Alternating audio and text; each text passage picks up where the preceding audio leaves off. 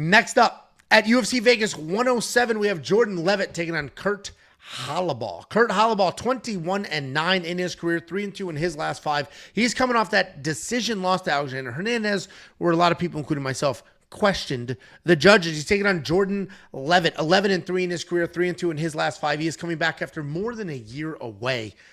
I am going to say some very specific things. You guys are going to get upset about it. And this is sort of the game that we've been playing about Jordan Leavitt over the last couple of weeks while I've been breaking down this card. Jordan Leavitt is an old school grappler. That's the nice way of saying a jiu-jitsu nerd. I do a lot of breakdowns. Bullshit. Dude, he is a fucking Dude, he's got takedowns. He took Patty down 3 times. A 33% takedown accuracy on a good day. The reality is, and it's not 33, it's 25%. Takedown accuracy. Jordan Leavitt will shoot takedowns. Doesn't mean that they're good. Royce Gracie shot some takedowns too. They weren't very good. Jordan Leavitt's a very dangerous grappler. A very dangerous grappler. But he's not as well-rounded as some of the other people in the division. His hands aren't great. The wrestling's not great. His ground game, though, is great.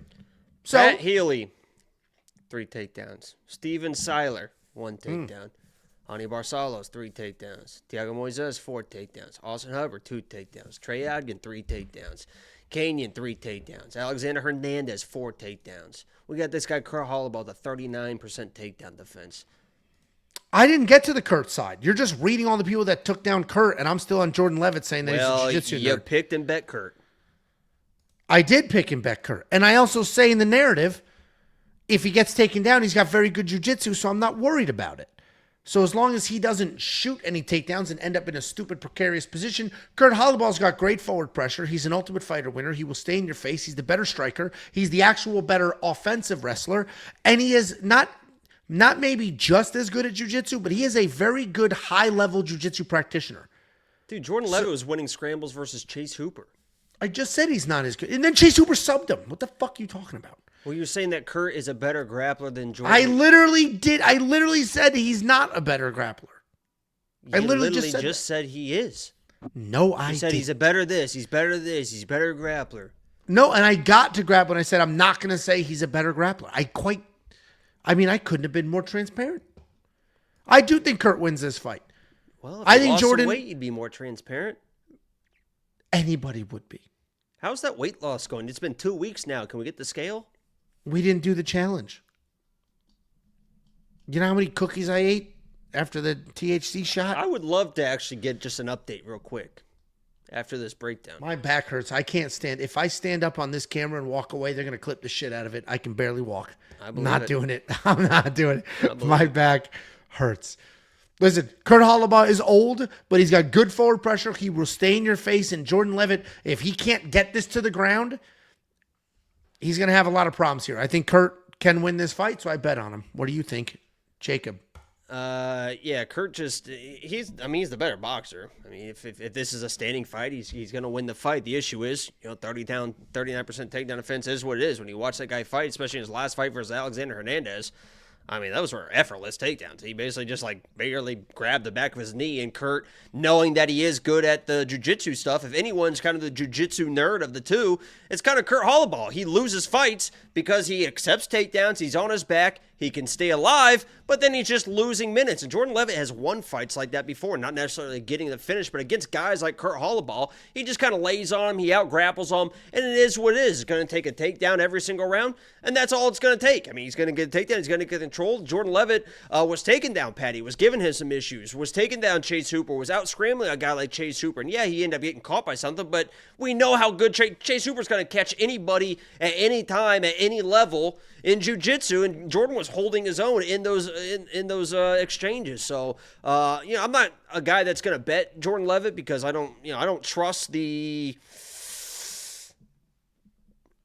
aura that he brings into the octagon. I don't know how to say that, but just goofing around. Yeah, I don't know, but he's the one that came into that Patty fight and said Patty uses judo because he's not tough enough to learn how to wrestle. I mean, so to say that Jordan Leavitt is a jiu-jitsu nerd is kind of wild to me. I think he's got pretty decent takedowns, and even just decent takedowns take down a guy like Kurt Holobaugh. So it could just be a boring lay on it. It might not be a finish because Kurt does, know how to stay alive on the ground, but I like Jordan to win this fight. He's probably going to get the takedowns, and even on the feet, he's got dynamic kicks. He's got very weird kicks. Obviously, the boxing isn't great, but Kurt coming forward into those kicks could be an issue as well. So I like Jordan to win the fight.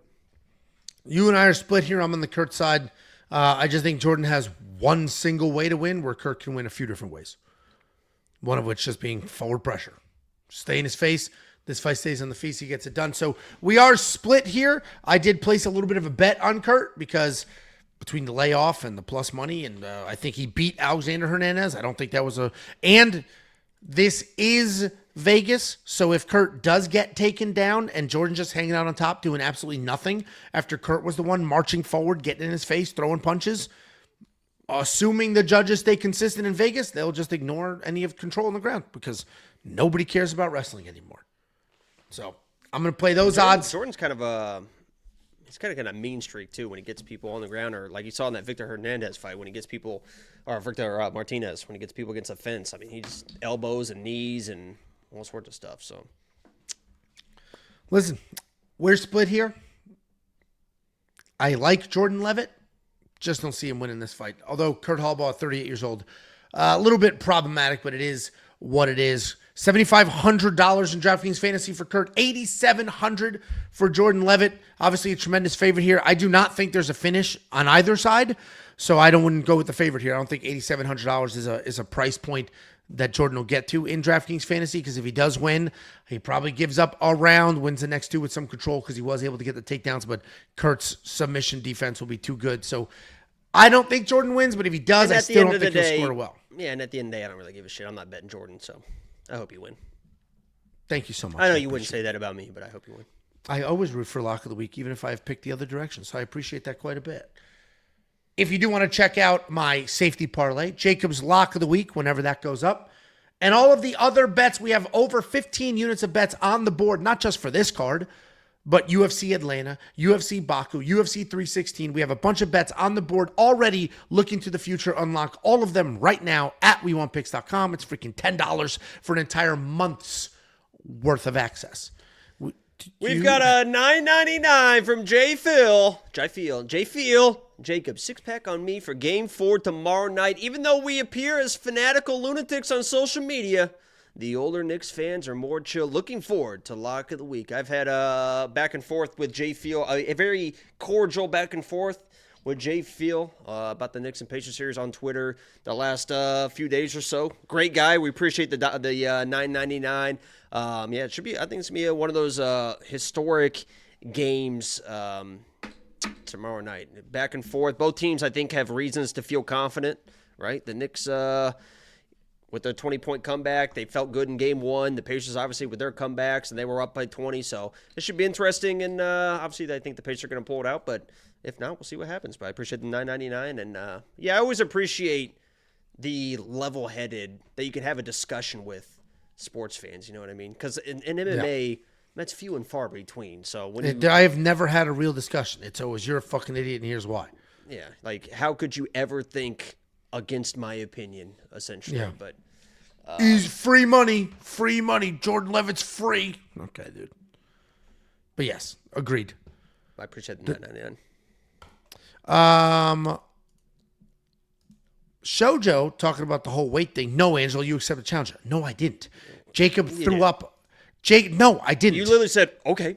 I literally said, no, I'm traveling this week for work. It ended by you going, okay. I can say okay. That doesn't mean I'm accepting. I'm saying okay, whatever you say. I said I'm traveling. I cannot do it on a travel week for work, and I traveled last week. I got Ariel to tweet me last night as well, because I got a little ahead of myself and was tweeting him when the Pacers were up 20, because he's Mr. New York Knicks and stuff. And after they got smoked in Game 2 or down 0-2, I'm looking at his feed. He's not talking about he's not tweeting anything. Me, Pacers win or lose, I'm tweeting about it. I was tweeting last night after they lost. Like, I'm not going to run anywhere. Like, well, it is what it is. So I sent him a little cricket. Like, oh, where's Ariel? You know, where's Ariel? You know? And then so when they got down by 20, game 2, I said, what are you doing, Ariel? And I tweeted him, hey, what's up? What are you doing, Ariel? He waited till after the game, after they won, and sent me a little waving emoji. He's like, all right, yeah, you fucking front runner, bitch.